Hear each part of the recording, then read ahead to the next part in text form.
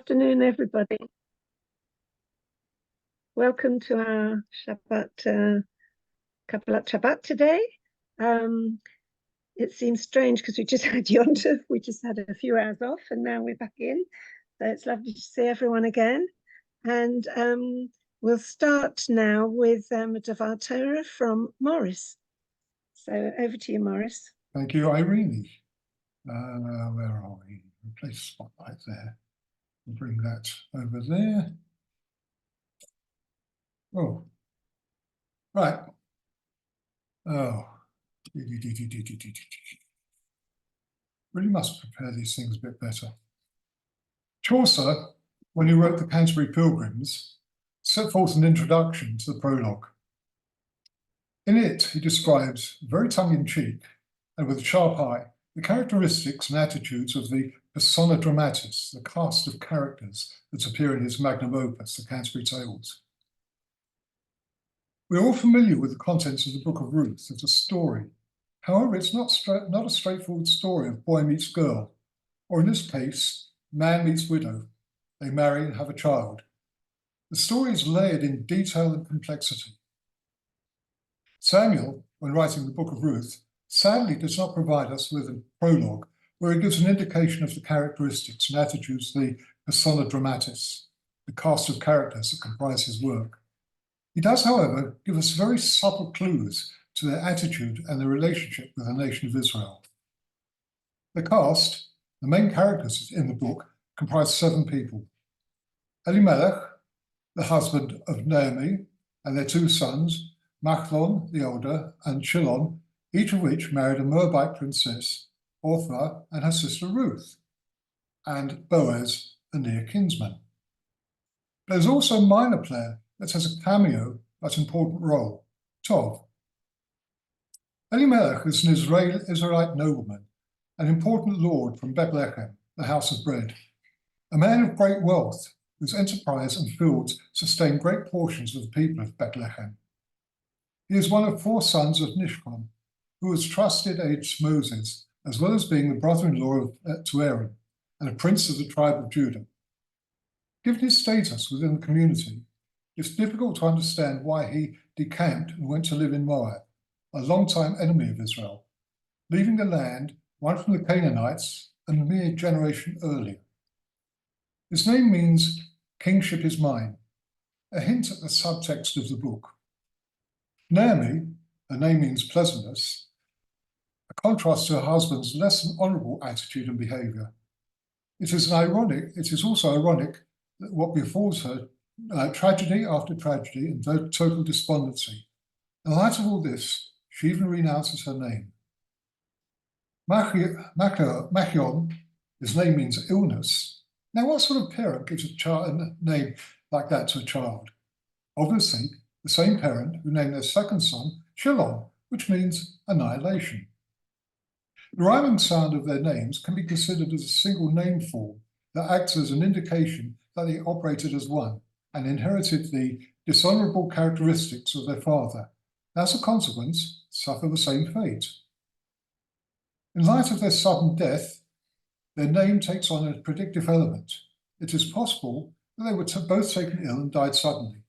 And because they both died childless, their names and portion in Israel is annihilated. Had they not decided to remain in Moab after their father's death, their names could have had a benign meaning. Machal meaning dance and Shelef meaning fullness. However, they stayed in Moab and married 2 Moabite princesses, Orpah and her sister Ruth. The right people, but not necessarily in that order. In Devarim, we're told that no Ammonite or Moabite shall be admitted to the congregation of Israel, the congregation of the Lord. None of their descendants, even in the 10th generation, shall be admitted to the congregation of the Lord, because they did not meet you with food on your journey after you left Egypt. However, Machon and Shelon were allowed to marry these Moabite princesses in the light of the biblical prohibition. The oral tradition, as authenticated by the court of Samuel, established that the prohibition only extended to males from Moab and Ammon, since it was only the males that had acted uncharitably. At the time of their marriage of Machlon and to Ruth and Shilon to Ophrah, they were unaware of this ruling, and the sisters certainly had not converted to Judaism at that time. Ophrah names mean back of the neck, or to turn one's back on. This she did when at the border of Moab and Judah, leaving Naomi and returning to her mother's house.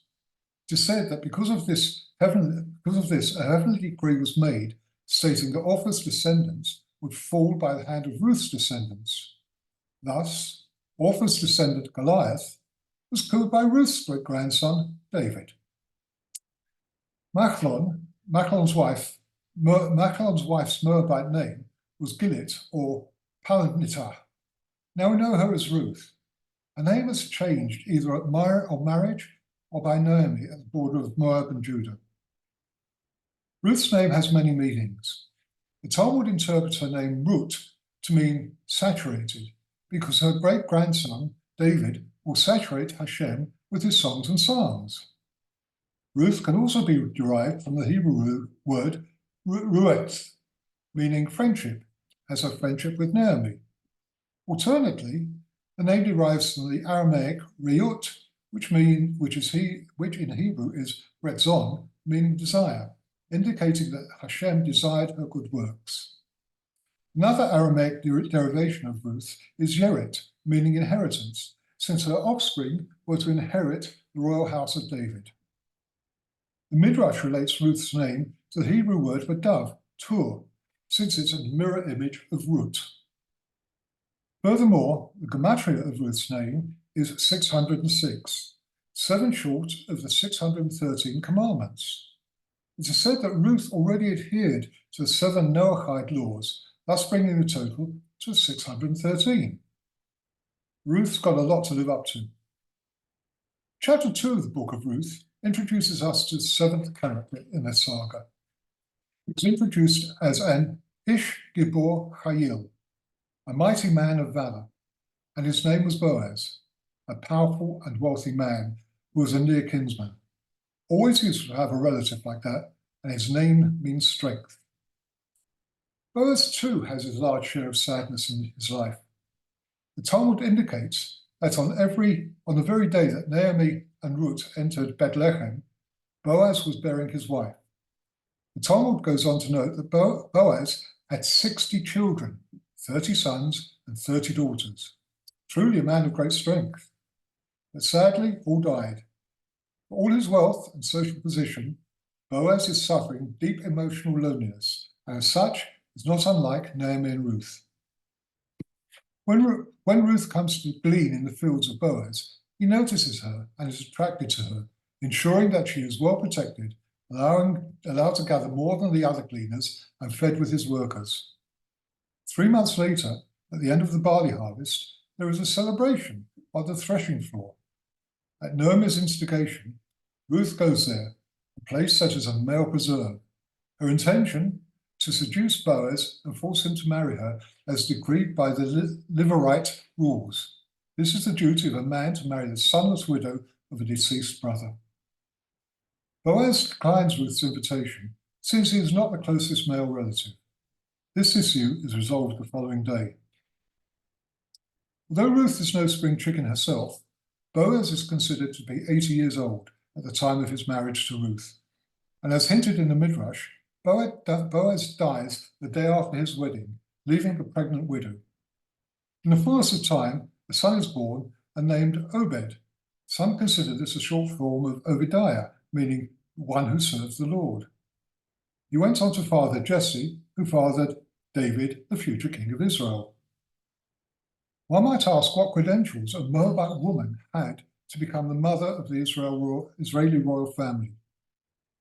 The Moabites were descendants of the incestuous relationship between Lot and his eldest daughter. Lot himself was the nephew of Abraham, or part of the Abrahamic tribe. Family, one might say. Ah, yes, there's a case of Tov, a bit part player. He, in fact, is a closer relative to Elimelech than Boaz, but Boaz persuades him to abdicate his Levirate responsibility so Boaz can marry Ruth. And the rest, as they say, is history. Shabbat Shalom. Shikar.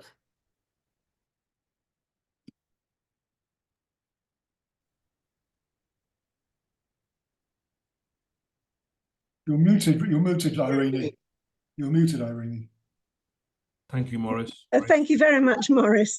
I just wanted to say that it's interesting about the names because they say we are what our names, and that's what you were telling us about. That's very, very good. So thank you. Okay, now we come to Kabbalat Shabbat itself. And Stuart, thank you so much for doing tonight. And do go ahead now.